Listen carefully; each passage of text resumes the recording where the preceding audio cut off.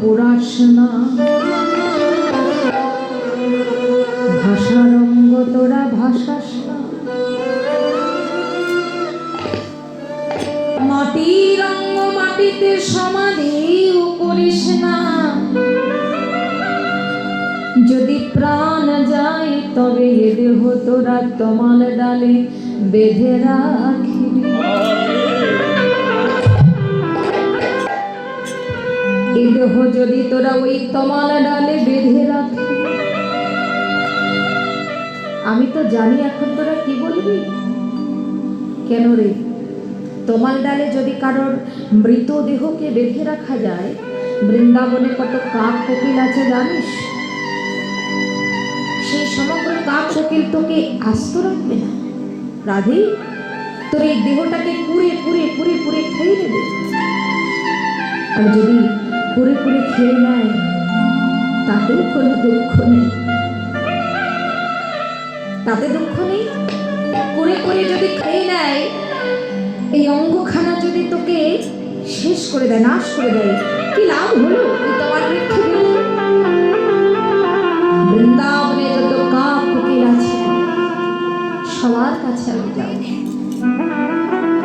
আমি সবার হাতে পায়ে ধরে মিনতি করব। কি মিনতি করবি বলে দে। রাধারানী বলছে, সখী সবার হাতে পায়ে ধরে মিনতি করে বলে যাব তো। কি বলবি? বলবো, আমার সর্বঙ্গ খেয় রে কা,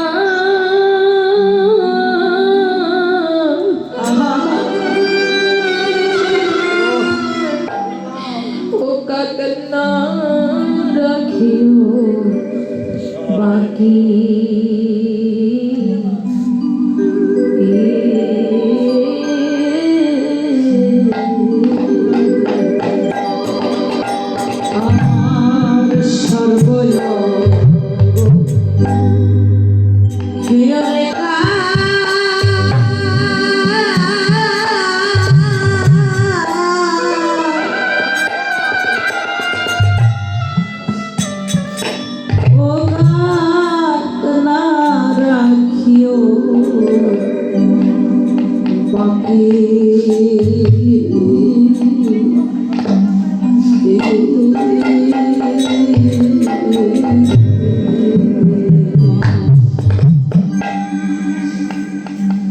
ছোট্ট একটা কথা বলার ছিল, আজকে বলতে খুব ইচ্ছে করছে।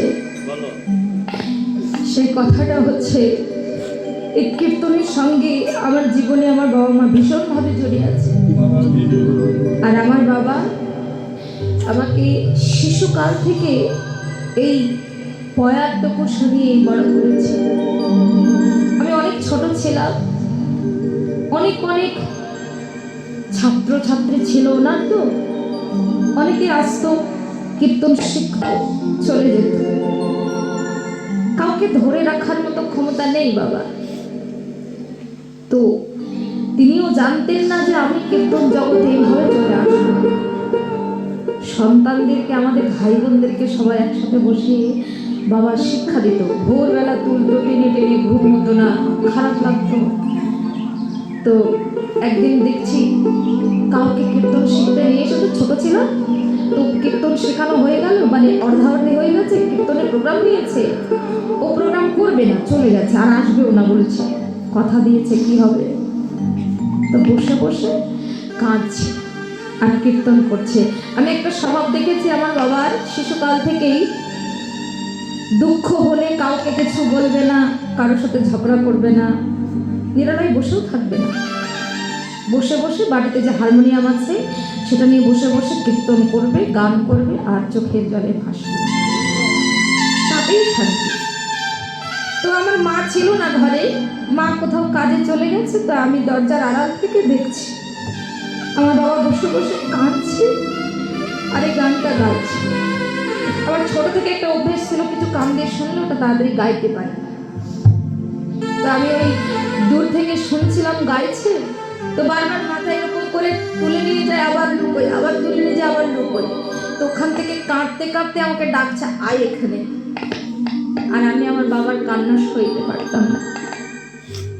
কাঁদছে তো, তা আমারও খুব ফেটে যাচ্ছে, আমিও কাঁদছি। আমি বুঝতাম না যে কেন কাঁদছি, কিন্তু আমার বাবা কাঁদছে, আমিও কাঁদছি।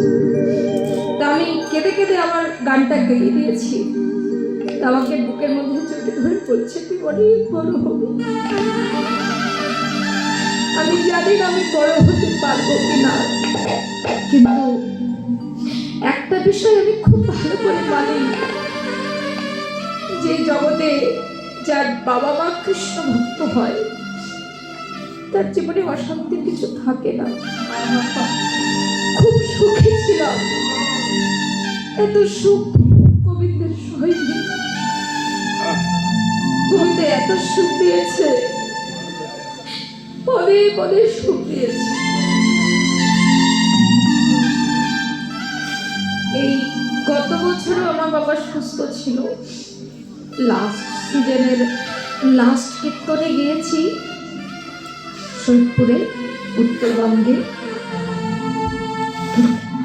সেখান থেকে কীর্তন থেকে ফিরে আসার দিনেই, মানে যেদিন কীর্তন থেকে এসেছি ওই দিনেই উনি স্ট্রোক করেন, ব্রেন স্ট্রোক হয়। ব্রেনের ভিতরে রক্ত জমা হয়ে যায়, যার কারণে স্ট্রোক হয়। ঠিক তার ব্রেন স্ট্রোক হওয়ার পরে কীর্তনগুলো সব ক্যান্সেল হয়ে গেল।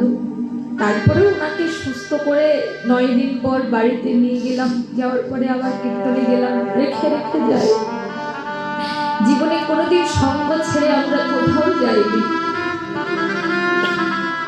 এবার একটা 1.5 মাসে বাবা অনেকটা সুস্থ, গোবিন্দের কৃপা, আপনাদের মতো ভক্তের আশীর্বাদ, অনেকটা সুস্থ। 1.5 মাস পর আমার মা ভীষণ অসুস্থ হয়ে যায়। কে কাকে দেখবে, দেখার জায়গা নেই। মাকে রেখেছি মামার বাড়ি, বাবাকে নিয়ে এসেছি সঙ্গে। একটা কথা আমাকে বলতো, আমি তো বুঝতাম না, গাইতাম, কাঁদতাম, কাঁদতে হয় তাই কাঁদতাম। আমার মাথায় হাত দিয়ে একটা কথা বলেছিলেন, যেদিন বুঝতে শিখবি যে গানটা আমি কেন করি, কেন গাই, সেদিন ধৈর্য ধরতে পারবি না রে। আমাকে বলতো, গত সিজন বলেছে, যখন তুই পূর্ণাঙ্গ কীর্তনের রসে ডুবে যাচ্ছিস, আমার মনে হচ্ছে আমার সময় শেষ হয়ে যাচ্ছে।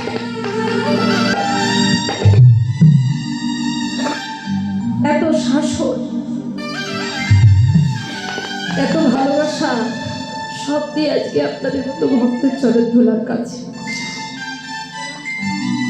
জানি না গোবিন্দ আমার এই দেহের গতি কি করবে, কিন্তু আমি চাই যে আমার অসুস্থ বাবা মা যেন আপনাদের মতো কৃষ্ণ ভক্তের কৃপায় সুস্থ হয়ে কৃষ্ণ নামে পরিণত হয়ে যেতে।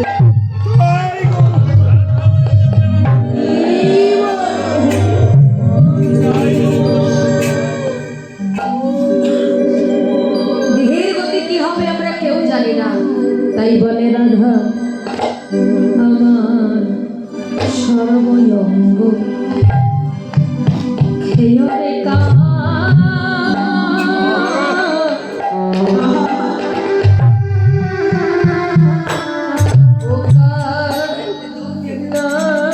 রাখিও বাকি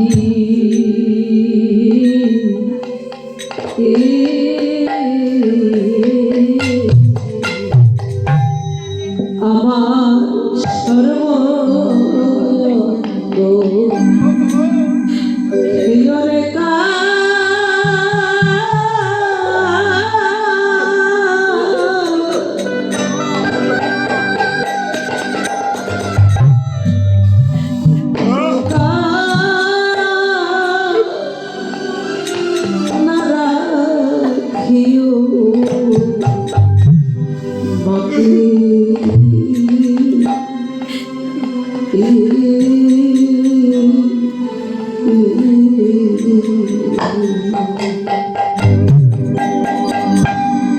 আমার সর্বঙ্গ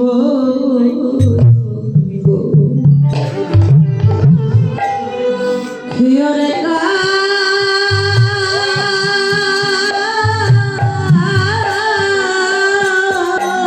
হরি বল হরি বল।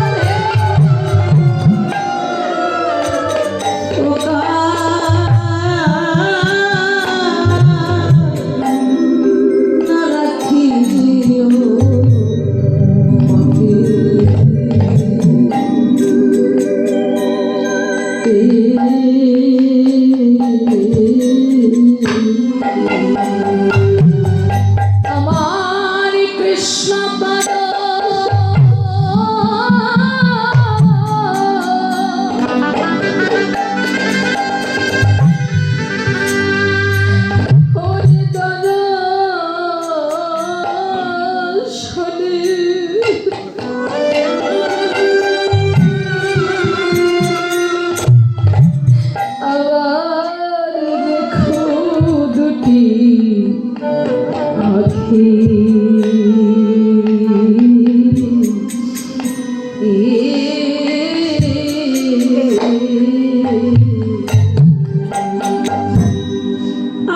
কৃষ্ণ পদ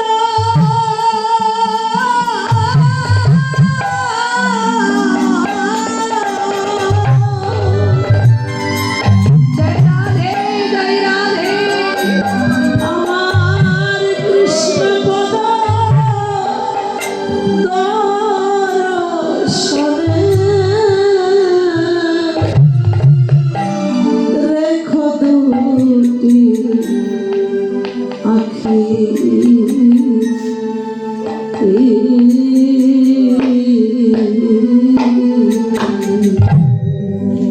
বলে যাব সখী রে আমার আখি যেন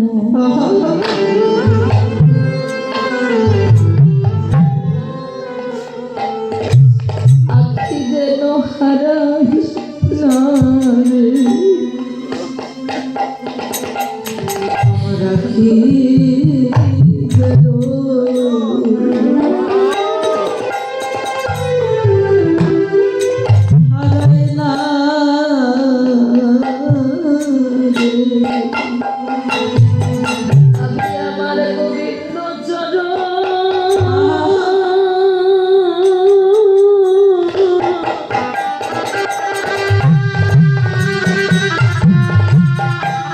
গোবিন্দ চরণ দেখব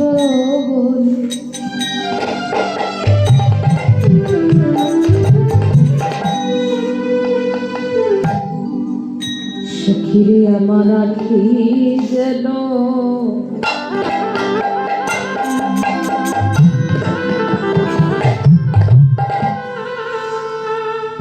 ওরে হারায় না রে আমি গোবিন্দ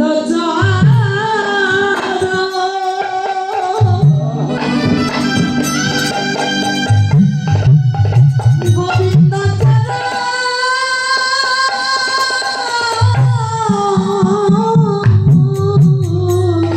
হরি বল হরি বল দেব বলে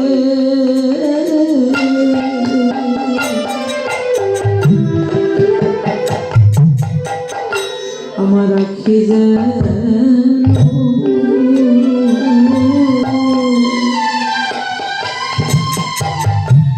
হারাই না